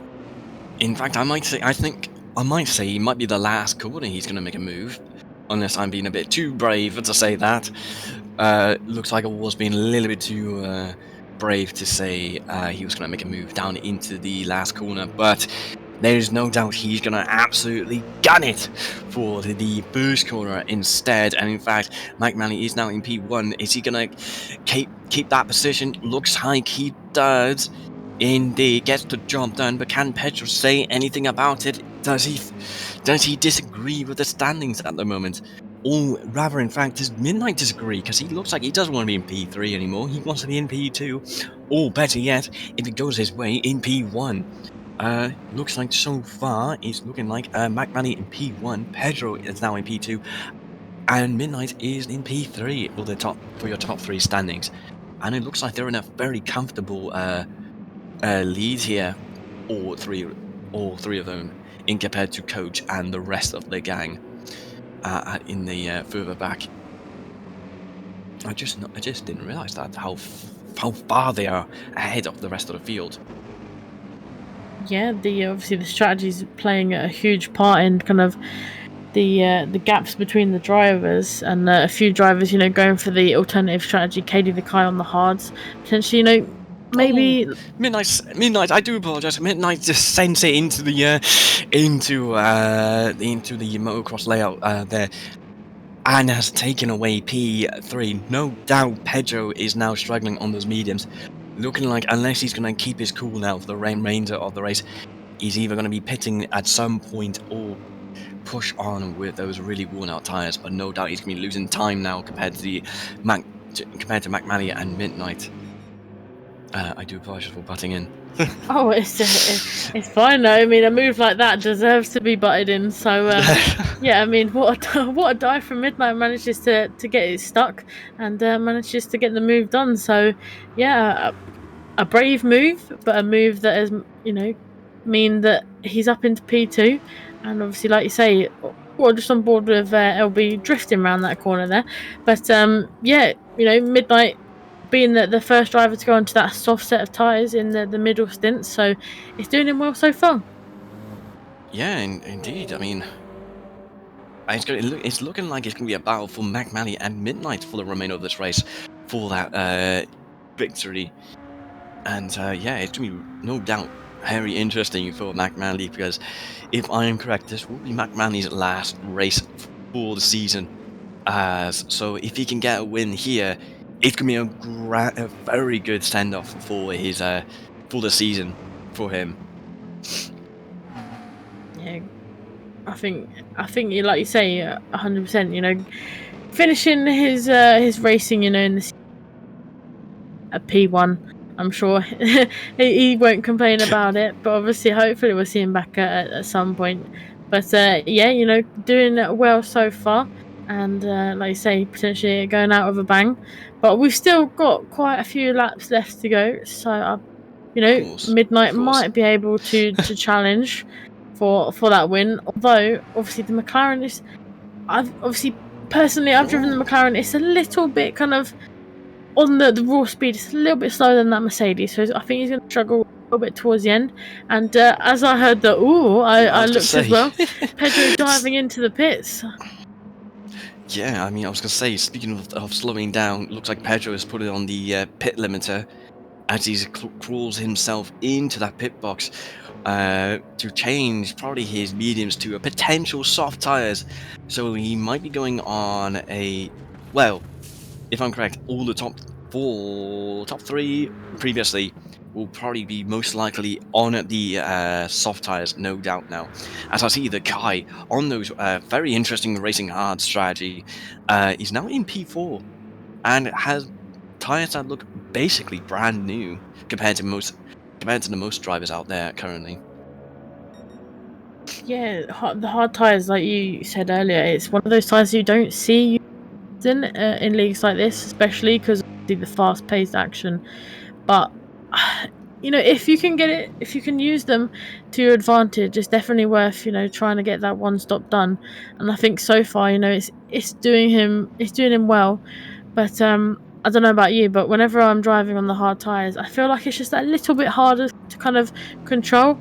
And obviously, we've seen a few little drifts from Katie the Kai, but yeah, it's one of those tires that, if you're doing well, then it's great. When you're not doing so well, you see a lot of drivers kind of dive back into the pits just to change them. But I think Katie the Kai may be a smart choice going onto those hard tires. But we've got 10 laps to go, so we'll see if we can close that gap onto the podium runners and potentially make that one stop work. I can see the Kai have an attempt. Pedro goes slightly wide and loses a position from Sharon. Obviously, we don't usually see that from Pedro, so potentially, very cold tyres, a little bit squirrely coming out of that corner there. So I think, the cold tyres and potentially, getting all out of sorts and making Pedro on that last lap being a little bit drifty, shall we say.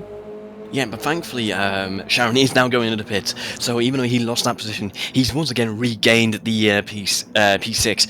But of course, losing that time there, when there was a point that he looks like he was in a podium spot, or at least maybe gunning for the race win, is now looking quite concerning for him. He just has to wait now to see if Dark Lord or the coach are going to be pitting, and to see if he can even catch up to the Kai on those hards, because I'm pretty sure he's made a lot of distance now between himself and Pedro. I think Pedro potentially has had to pit maybe even once more than all the drivers. So I think the struggling on around Barcelona, as we see McManley and Midnight diving into the pits, both at the same time. Yeah, it's gonna be a real good battle now to see who got the quickest pit stop crew, and if Coach can maybe make this turn into a great strategy for him. Although it seems grab it unlikely, but if you can gain enough distance between himself, okay, never mind. That put a stop to that. Oh, okay, fair enough. I take that back. In that case, hopefully the Kai can take advantage of him using the hards and probably not pushing himself too much. Probably on fuel mode, maybe 2 or 3 in the race. He's going to be taking the lead of the race at the moment, such as Pedro as well, taking P3. Not too sure what the tyres are looking for Dark Lord, but I'm assuming they might be okay at the moment, if he is still out at the moment. We can see, speaking of coming out at the moment, McManley and Midnight are all left the pits now, with Koulios in P5, although struggling now with those very worn out tyres. So he's going to have a very interesting battle with Midnight at some point during this lap, to say the least. And I wouldn't be surprised if he lets Midnight pass, because it's just no point trying to defend on those dead tyres, especially this late on into the race now. True, or potentially he could think, I'm going to make it that little bit harder for Midnight to go past. So we'll see what happens in the next few corners. I think even if Koulios doesn't move out of the way, I think Midnight will try and find that little bit of space that he can use. And I'm with the pace of the Midnight has had during the race, I'm sure he'll breeze past Koulios, as Koulios goes a little bit wide, which means it's quite an easy move for Midnight in the end, just breezes past Koulios. Yeah, it was rather unfortunate there, but it was no surprise there. Koulios probably pushing himself a little bit more to get away from Midnight there, but probably forgetting that he has dead tyres now. So yeah, rather unfortunate for him, but fortunate enough for Midnight, who's now in P5, potentially chasing down McManley then. Yes, obviously they've pitted at the same time, but Midnight losing that little bit more ground compared to McManley, so it's going to take Midnight that little bit longer to catch up, but I'm sure he'll be able to, and it'll be quite a interesting end to the race, shall we say. We've had a couple of photo finishes so far, only round 2, so potentially we could have another one of Midnight and McManley together. Yeah, absolutely. I mean, it's going to be a very nice race finish if that is the case. But yeah, again, let's not rush to conclusions now, because we can see the Kai in P1 on those hards still, with a nice healthy amount of fuel, as Dark Lord actually has good fuel, and Pedro as well. So it looks like, I would agree, maybe say probably the potential top 6, looking like it's unlikely for them to be pitting now, coming down to these last 8 laps of the race. So we just have to wait and see how these drivers, see how well these drivers have a battle to see who can finish on the podium and potentially take away a P1 in the end. Yeah, it's gonna come down to who can kind of preserve those tires just that little bit longer. Obviously, we've seen Pedro pit quite recently, and even that front left is already a quarter worn. So it's gonna be tough towards the end of the race for the last minute pitters. Especially Pedro on the softs, he's gonna have to look after them a little bit more compared to the drivers around him. Oh yeah, I mean, just no doubt. I mean, looking at the, I was kind of thinking to myself, it's nice to see some two blue cars trying to have a battle with each other. And in fact, if I'm correct as well, every car in besides the car is either blue or red. But on a more serious tone, coming into these last laps now, it's looking like Pedro might be trying to find the opportunity of a lifetime here to take away P2. Oh, goes on the outside. See if we can have an opportunity down the outside. It looks like the opportunity wasn't there. Can he come into the inside? Oh, he has a little slide there, which is giving Mclaren a grand opportunity in P4 there. Maybe he has a potential to sneak up on the top potentially the top three then, because looking like Pedro is struggling to overtake Dark Lord. Dark Lord doesn't seem to be having any pace against the Kai, and the Kai not really making any distance between everyone, whereas Mclaren looked like the quickest driver, no doubt, on the in the top 5 at the moment. And in fact, it looks like he's going to make an overtake on the outside of Pedro. Can he do it? Yes, he can. Pedro gives him a good enough space there. Mclaren's now in P3. Only basically 6 more laps to go once we've passed the the chicaneless part of the track. As maybe Dark Lord has any answer to his speed, maybe giving him a bit of a headache into these next couple of laps. But I know how good the T1 is for some of these drivers, always making a move down here. So let's see what Dark Lord can do. Can he defend from Mclaren, or would he fumble the bag? Looks like Mclaren gets the job done. It doesn't really look like it. They have a battle. Mclaren goes off wide. Probably due to not really having enough space there. Bit of a hard race in there, but I think it wasn't clean enough from all the drivers. No, so far so good. But now Pedro's coming back into the fold. It's getting real feisty here. All these drivers are coming up into. Anyways. I don't know about you, but KD the Kai hasn't been able to make up as much ground as probably what he hoped to. Obviously, this group behind him, or just behind him now, they're going to look to try and get past him as soon as he can. But so maybe, the hard tyres. Oh, Dark Lord going a little bit sideways. McManley does go up into the inside and does get that move done. But I think, the hard tyres, it's great for that one-stop strategy, but maybe not on raw pace, as we see Mclaren, obviously pitting quite recently. He's managed to cover the ground that he's lost remarkably quickly. Really quickly. I mean, I'm quite surprised to see Midnight not in the fold, but I know he had a bit of a issue with Koulios at the start of his pit stint, during his tyre stint. No fault for either of those drivers there. Not trying to call anyone out there, but Mclaren is really in fact taking the opportunity, and he's taking P1 away from the Kai. I generally wouldn't expect this from the P5. Looks like Mclaren, I did say Mclaren was the quickest driver out of the top 5 there.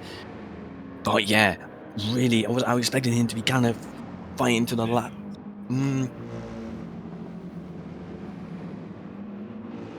Yeah, Pedro. We shouldn't forget about Pedro just yet.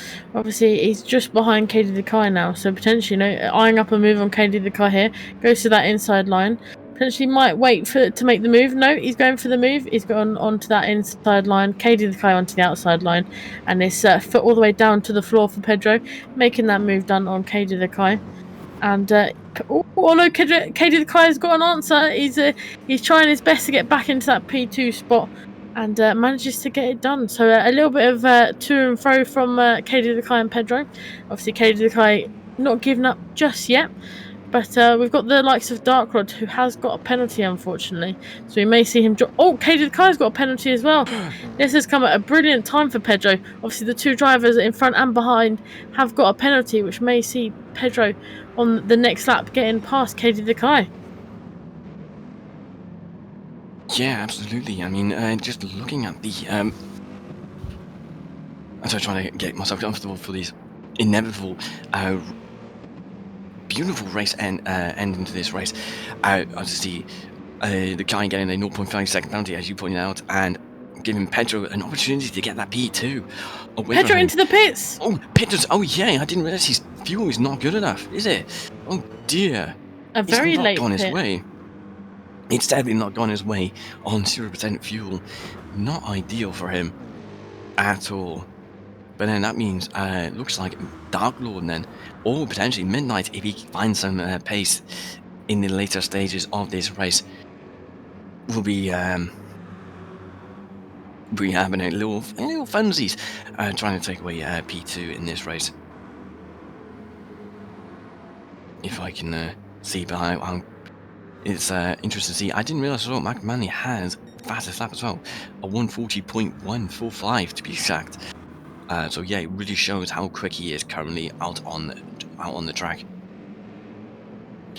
Yeah, couldn't agree more. Obviously, not Pedro, sorry. Midnight has lost a little bit of ground to some of the drivers in front, so potentially maybe a spin that we've missed, a little bit of mistake that we've missed as we're looking on board with our top three drivers. So yeah, obviously not what you want this late into the race, but I'm sure he'll be foot all the way down on that accelerator trying to catch up to the likes of the Dark Lord and KD the Kai. So it's not over yet for Midnight. I'm sure he'll be able to make up that ground that he's lost. But looking behind, obviously we have Coach again in kind of the middle of a pack, but doing remarkably well. Very consistent drive from him.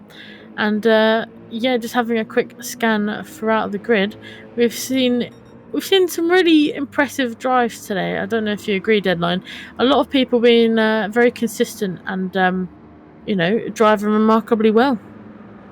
Yeah, absolutely. I mean, there's all of those obvious drivers there who you would expect in the top lobby here, such as the Kai, the Dark Lord, McManley himself, and of course Midnight, and yada yada yada. But yeah, again, some of these drivers, as I said, I wouldn't expect to be in the top lobby, such as I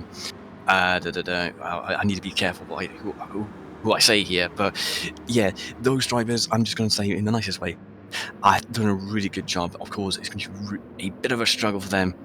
Try driving against a bit more tougher opponents, but they showed us their potential. And if they keep their pace up in the future, no doubt we will see them more consistently in these lobbies. And speaking of which, I just saw Midnight there trying to overtake Darklord there, with Darklord having a bit of a squirm there. So it looks like Midnight's now finding some pace in the later stages of this race. Trying to find the opportunity of a lifetime to take away P3. But yeah, obviously Midnight has got the tyre advantage on the Dark Lord here. Dark Lord, that front left has definitely seen better days, shall we put it. So Midnight diving into the inside. Will he get the job done? He does get the job done. He does. Yeah, Dark Lord looked like he got onto that sausage curve there, which did lose him a little bit of road to Midnight. And obviously, like I said, the tyre advantage just meant that Midnight could, just breeze past. And looks like Midnight, within the last couple of laps, is on the hunt to catch KD the Kai. Yeah, absolutely. He's gonna. Midnight is definitely driving his heart out to catch up to Midnight, and eventually McManley there might be a little bit too late now to catch up to McManley, but no doubt the Kai. I thought the hearts were going to be quite a good strategy call for him, because I know he's quite quick, but it looks like not even the KD the Kai can use them to their advantage in the end, as it looks like Midnight and McManley's strategy was probably the king at the end of the day. And I just seen Darklord there having a 0.5 second penalty.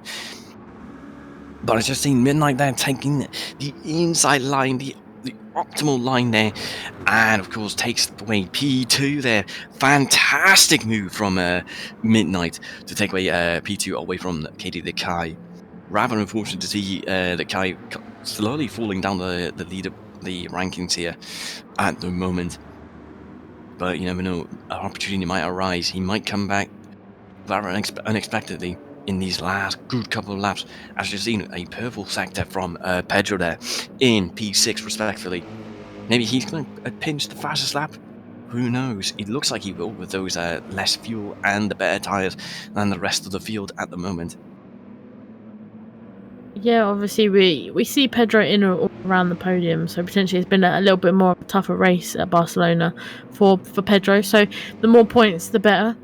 But yeah, going back to our top three, obviously the Dark Lord will be struggling with his tyres, so that might see KG the Kai, secure that P3 finish. But we've still got 2 laps to go, so anything could happen, shall we say? But yeah, obviously Pedro setting another purple sector there, so it's looking very likely that he's going to pinch that fastest lap off of McManley.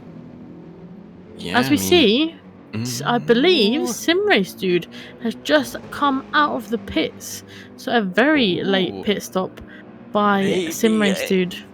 Maybe a bout of the fastest lap here between the Pedro and Simrace Dude, and then we have to wait and see as the lap ticks down. As I can see, Pedro taking the fastest lap 2 times quicker with that 1 minute 39.925 respectively. Of course, taking away that fastest lap point at the moment. But again, we just have to wait and see how Simrace Dude does. Or not. Oh no, seems to have let the the front runners through. Yeah. But we still got a lap left to try and get that fastest lap off of Pedro. Although, I mean, what a time, a 1:39.9. That's blisteringly fast from Pedro there. Yeah. And it's obviously just a shame, that Pedro's struggled a little bit on the tyre and the fuel wear around Barcelona today. With that pace, we could have seen him up on the podium, but it just goes to show that the pace that Pedro has in that car. And I'm sure, back into round 3, he'll be in or around the podium. I know, like we said earlier, he's still trying to get that win, and I'm sure at some point it will fall his way. I mean, yeah, absolutely. I'm just so excited to see how this race has went for some of these drivers, and how disappointed no doubt some of these drivers will be at the end of this race. But I'm just looking on to see.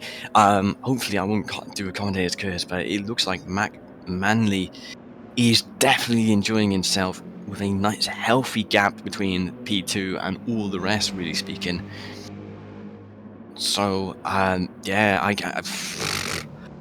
I'm just amazed by how well this race has been so far for pretty much all of these drivers.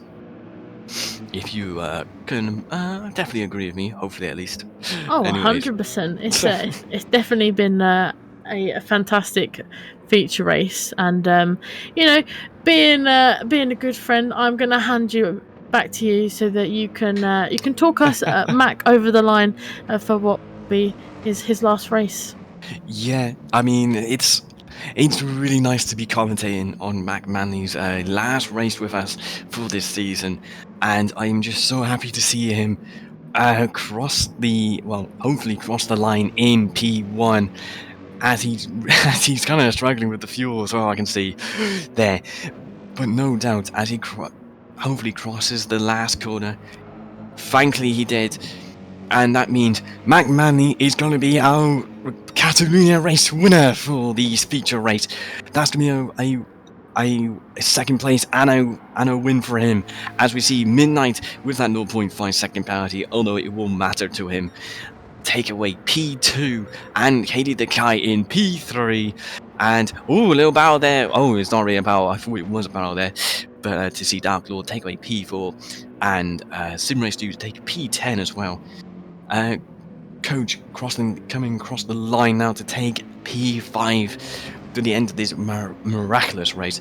P6 for Pedro, bit of a struggle for him as he comes sliding across the track.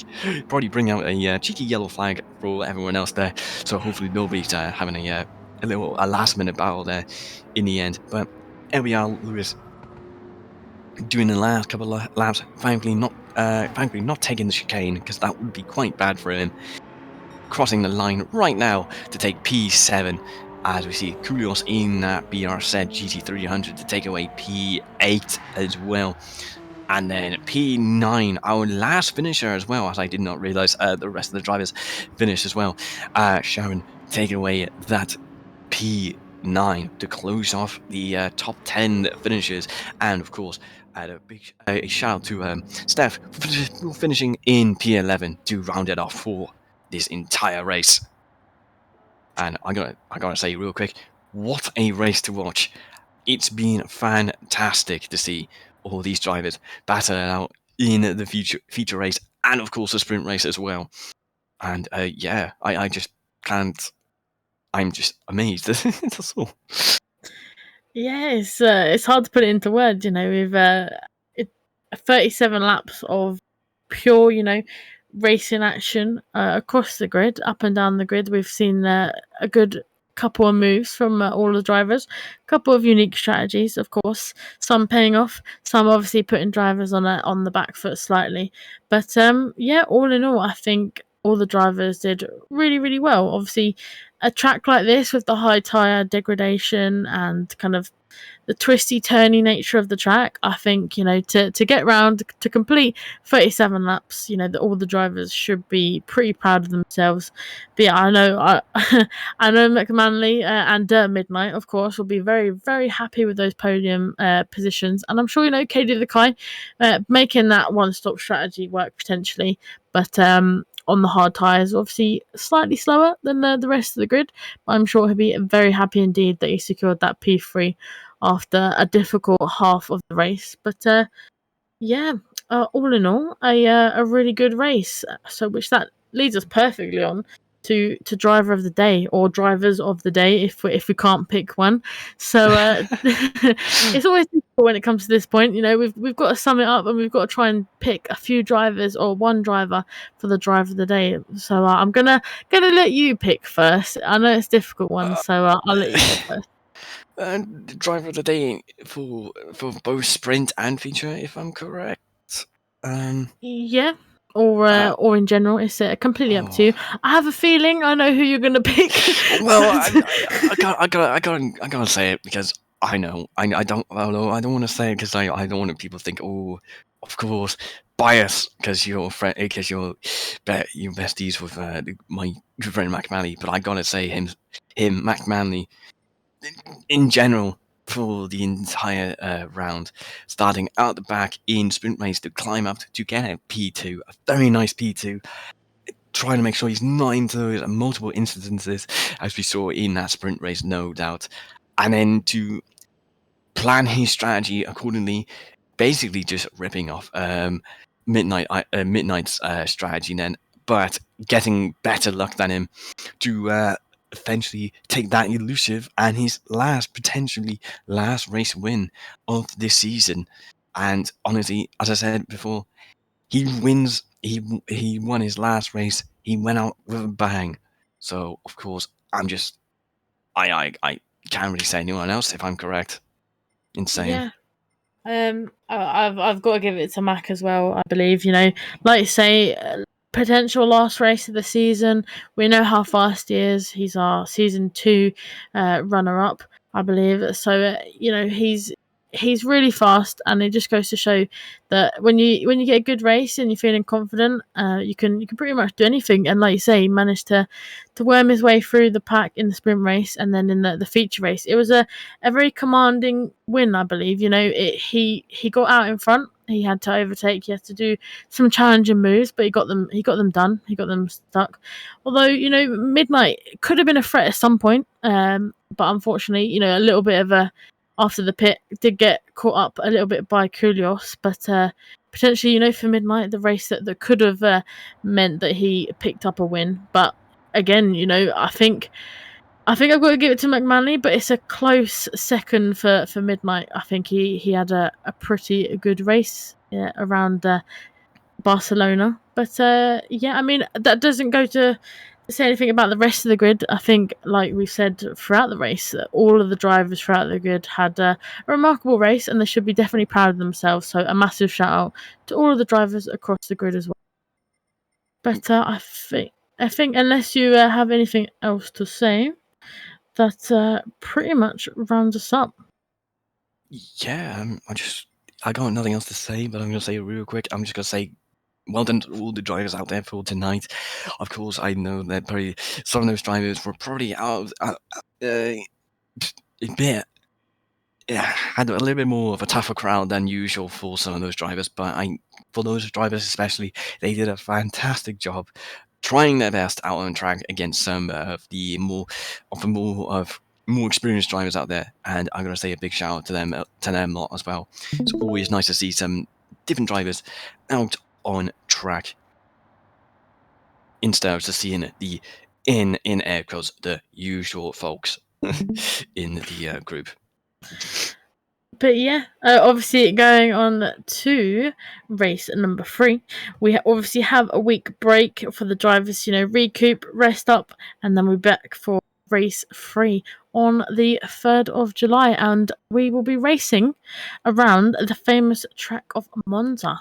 So it's it's again very kind of, you either love it or you hate it. I know a few drivers love racing around Monza, and then we have a few drivers that are not a huge fan, but I'm excited, and I'm ready to hit the track myself around Monza, and but that kind of leads us perfectly on to going to hear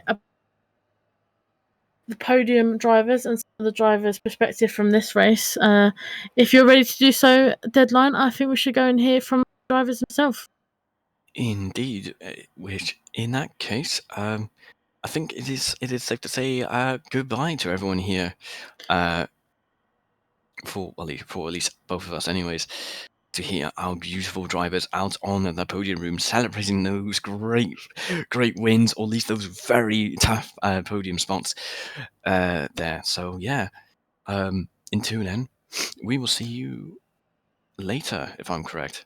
Yes, and before we hand over to the drivers, just obviously a massive thank you to Deadline as well for the providing the co-commentary throughout this race. And I believe in the Blue Lobby's commentary, we have McManley and Midnight. So you might not see McManley on the grid for a little bit, but you'll definitely hear him in the commentary booth.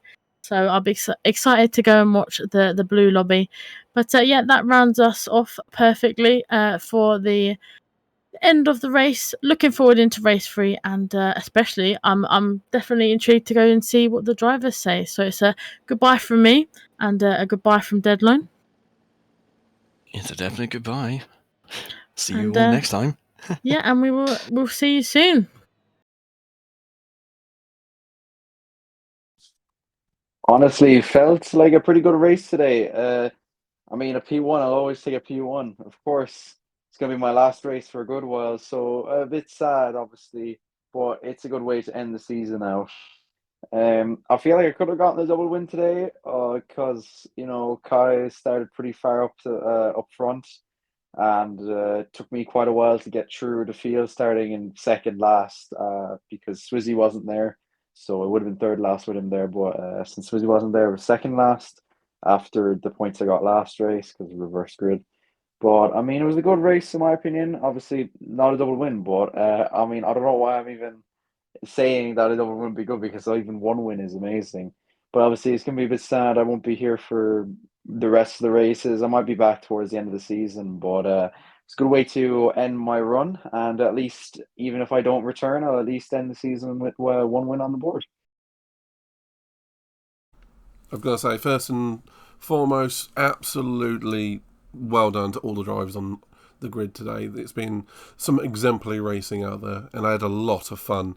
From my own personal point of view, I absolutely adored the sprint race. It worked so well today. The win was on the cards, but obviously fighting through the pack it didn't quite work out my way, with a little bit of a T-bone from one of our commentators who remained nameless, Kirk. And yeah, it was really, really good fun. So me and Mac had a great battle. He passed me, I passed him back. Then he got me again, but obviously, never mind, that'll happen. And the only real down point of the day was my qualifying was not where I needed it to be. It started P8 after late speed. Unfortunately, couldn't race today. So it was a P9 qualifying. But the races where it absolutely all came together. Just playing the slow game, playing the tyre wear battle, and just letting things come to me. I went fairly aggressive with a soft, double soft combination and medium on the start, of course. So I was just absolutely waiting for it to head my direction, and then when the middle stint of the race is when my race came alive. That said, the last bit wasn't ideal, as I had a little spin coming out of T3 behind our own Dark Lord, and the opening stint itself, I could have not dropped so many little errors, so I would have been a bit closer to Mac, or at very least come out in front of him during the final stop. But never mind, it was a really good race and great to be P2 in the feature race. And yeah, congrats to everyone who got through the race today. It was a hard one. Looking forward to the next one, Monza.